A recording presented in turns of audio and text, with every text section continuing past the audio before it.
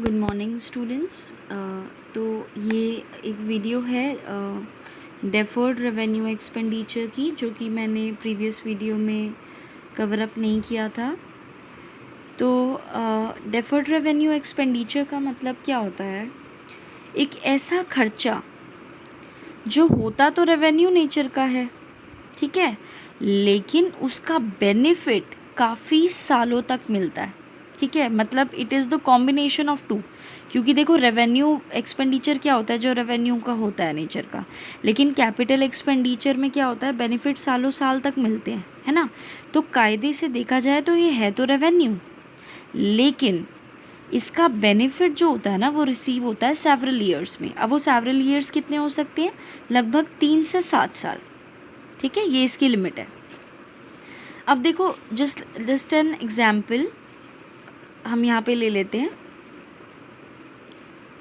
ठीक है। इस एग्जाम्पल में हम लोग ले लेते हैं, फॉर एग्जाम्पल आपका एक खर्चा है, दैट इज़ एडवर्टीजमेंट एक्सपेंडिचर, ठीक है। फॉर एग्जाम्पल आपका एक्सपेंडिचर, जब आपने एडवर्टीजमेंट कराया तो 2 लाख रुपए आपके लग गए, ठीक है।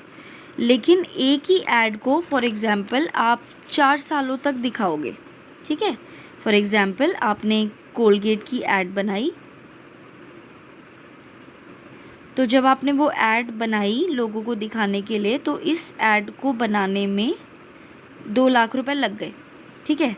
तो यानी कि एडवर्टीज़मेंट का खर्चा है ना, वो तो आपने ऐड बनाई ना, तो एडवर्टीज़मेंट का खर्चा कितना आ गया? 2 लाख।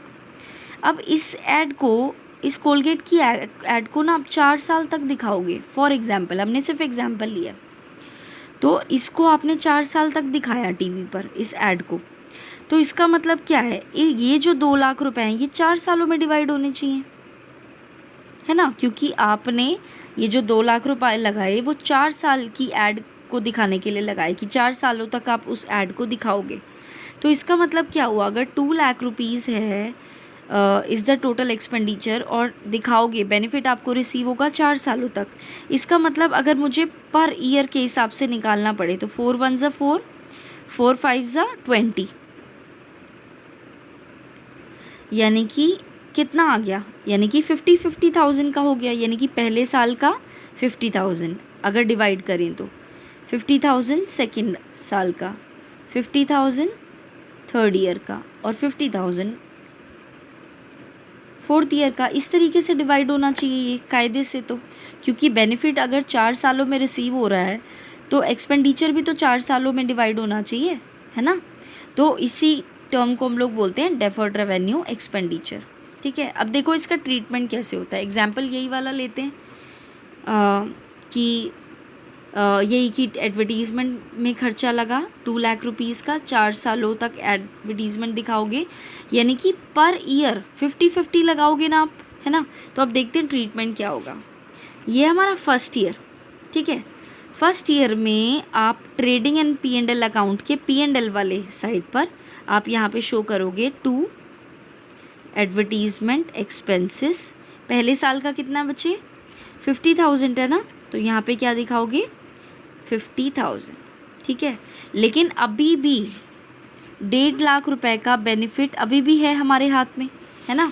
तो इसका मतलब जो बाकी बचा हुआ बैलेंस है वो कहाँ पे दिखाओगे? असेट साइड पर। तो यहाँ पे लिखेंगे एडवर्टीज़मेंट एक्सपेंस रिमेनिंग वाला। भाई टोटल 2 लाख रुपए थे, टोटल 2 लाख रुपीज़ थी, जिसमें फर्स्ट ईयर में हम 50,000 राइट ऑफ कर चुके हैं, यानी कि P&L में डाल चुके हैं। तो अब बाकी कितने बचे? 1.5 लाख, 1,50,000। तो उसको आप यहाँ पे दिखाओगे बच्चों को, ठीक है। ध्यान में रखिएगा, फर्स्ट ईयर में टोटल जैसे 50,000 थे, तो 50,000 तो हमने यूज़ कर लिए, P&L में डाल दिए। बाकी जो बचा हुआ 1.5 लाख है, 2 लाख में से 50 माइनस कर दो या इन तीनों को प्लस कर दो, बात एक ही रहेगी। तो वो हम एसेट साइड पर दिखा देंगे, ठीक है। अब देखो हमारे फर्स्ट ईयर में ना हम 50,000 को राइट ऑफ कर चुके, तो अब मैं ना इसको फर्स्ट ईयर में काटा लगा देती हूँ, क्योंकि फर्स्ट ईयर का ट्रीटमेंट कर लिया ना हमने। अब देखो जैसे सेकेंड ईयर का बनाना है, तो सेकेंड ईयर में भी कितना राइट ऑफ करना है, देखो सेकेंड ईयर लिख रखा है मैंने ऊपर। सेकेंड ईयर में कितना राइट ऑफ करना है बच्चे? ये देखो सेकेंड ईयर में 50,000। तो यानी कि यहाँ पे सेकेंड ईयर में, वैसे बनाना नहीं होता, बनाना 1 ही साल का होता है, बट आपके कॉन्सेप्ट्स क्लियर हो इसलिए मैं आपको एक्स्ट्रा बनवा रही हूँ, ठीक है। बनाना आपको 1 ही साल का होता है। तो 2 एडवर्टीज़मेंट नेक्स्ट ईयर भी कितना करना है, 50,000। ये आ गया P&L में डेबिट साइड पर, क्योंकि खर्चे तो डेबिट साइड पर ही आते हैं। अब बैलेंस शीट में देखो, बैलेंस शीट में कितना उतरेगा। पिछले साल की बैलेंस शीट में 1.5 लाख था, है ना, क्योंकि 2 लाख में से 50 यूज़ हो गए थे, बचे 1.5 लाख। अब 1.5 लाख में से भी 50 यूज़ हो गए, बचे कितने, 1 लाख। इस तरीके से दिखाएंगे, ठीक है। तो एडवर्टीज़मेंट एक्सपेंसेस पहले में 50 राइट ऑफ किए, यहाँ पे भी 50 राइट ऑफ किए, लेकिन टोटल तो 2 लाख थे ना, तो 2 लाख में से 50 गए, बचे 150, और फिर सेकेंड ईयर में 150 में से भी 50 राइट ऑफ हो गए, बचे 1 लाख, ठीक है। अब अगले साल 50,000 और राइट ऑफ करना है, तो यानी कि यहाँ पे स्पेस नहीं था तो मैं ऐसे ही लिख देती हूँ यहाँ पर, वैसे आप अकाउंट बना लेना। तो थर्ड ईयर में अगेन कितने राइट ऑफ करने हैं, 50,000। तो बैलेंस में कितने बचेंगे भाई, 1 लाख में से 50,000 लेस कर दिए, बचे कितने, 50। फिर अगले साल फिर 50 कर देंगे। अब बैलेंस में कितने थे, 50, लेकिन 50 में से 50 यूज़ हो गए, तो बैलेंस शीट में बचा कुछ भी नहीं, नील। तो बैलेंस शीट में एडवर्टीज़मेंट एक्सपेंसेस को हम लोग शो ही नहीं करेंगे, ठीक है। एक बार फिर दोबारा बता देती हूँ अच्छी तरीके से, ठीक है। वैसे क्लियर हो गया होगा, बस एक क्लास रिवीजन। तो डेफर्ड रेवेन्यू एक्सपेंडिचर आपके वो एक्सपेंडिचर होते हैं जो रेवेन्यू तो होते हैं नेचर में, लेकिन उनका बेनिफिट सालों साल तक रिसीव होता है। कितने सालों तक, ऑलमोस्ट 3 to 7 ईयर्स तक का, ठीक है। जैसे कि हमने लिया एडवर्टीज़मेंट एक्सपेंडिचर, 2 लाख रुपए हमारे खर्च हो गए कोलगेट की ऐड बनाने में, लेकिन कोलगेट को आप 4 सालों तक दिखाओगे, तो जब 4 साल तक लोग कोलगेट की ऐड देखेंगे तो कोलगेट खरीदेंगे, ऑब्वियस सी बात है ना। तो 2 लाख रुपए लगे और बेनिफिट 4 साल तक का रिसीव हो रहा है, तो यानी कि पर ईयर कितना राइट ऑफ करना है, हमें डिस्ट्रीब्यूट करना है P&L में, वो हम लोग निकाल देते हैं। तो 4 1 ज़ा 4 5 ज़ा 20, तो यानी कि 50,000 हमें हर साल राइट ऑफ करना है 4 सालों तक, पहला साल, दूसरा साल, तीसरा साल, चौथा साल। तो 50,000 पहले साल, 50,000 दूसरा, 50 हो गए ना 2 लाख, ठीक है। जैसे आप लोग जब फ्रेंड्स वगैरह कहीं जाते हो, है ना, रेस्टोरेंट में, फॉर एग्जांपल आपने कोई जैसे फॉर एग्जांपल 500 का आपका बिल आया और टोटल आप 5 गर्ल्स गई हो कुछ खाने के लिए, या 5 बॉयज़ गए हैं, तो आप ऐसे करते हो ना, जैसे किसी का बर्थडे नहीं है, नॉर्मल आप खाने गए हो, है ना। बर्थडे वाले दिन तो क्या होता है कि नॉर्मली जिसका बर्थडे होता है वही ट्रीट देता है ना। तो वो बर्थडे वाले दिन की बात नहीं कर रही हूँ मैं। फॉर एग्जांपल आप नॉर्मल, आपका मन कर रहा था तो 5 गर्ल्स मिल करके या 5 बॉयज़ मिल करके कुछ खाने चले गए और बिल आया 500 रुपये का।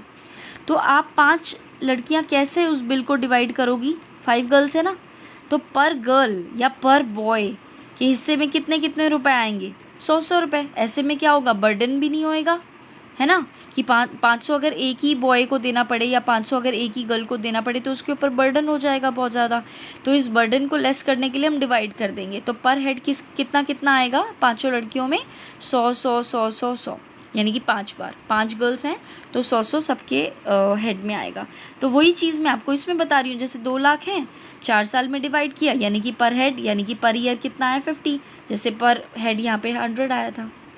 तो इसको दिखाना किस तरीके से है, जैसे फर्स्ट ईयर आपने कितना राइट ऑफ किया, 50,000, अगले साल भी कितना राइट ऑफ करना है, देखो ट्रेडिंग एंड P&L में 50,000, अगले साल में भी ट्रेडिंग एंड P&L में कितना जाएगा, 50, अगले साल भी 50, यानी कि ट्रेडिंग एंड P&L में हर साल 50, अगेन ट्रेडिंग एंड P&L में 50, अगेन ट्रेडिंग एंड P&L में 50, अगेन ट्रेड एंड P&L में 50।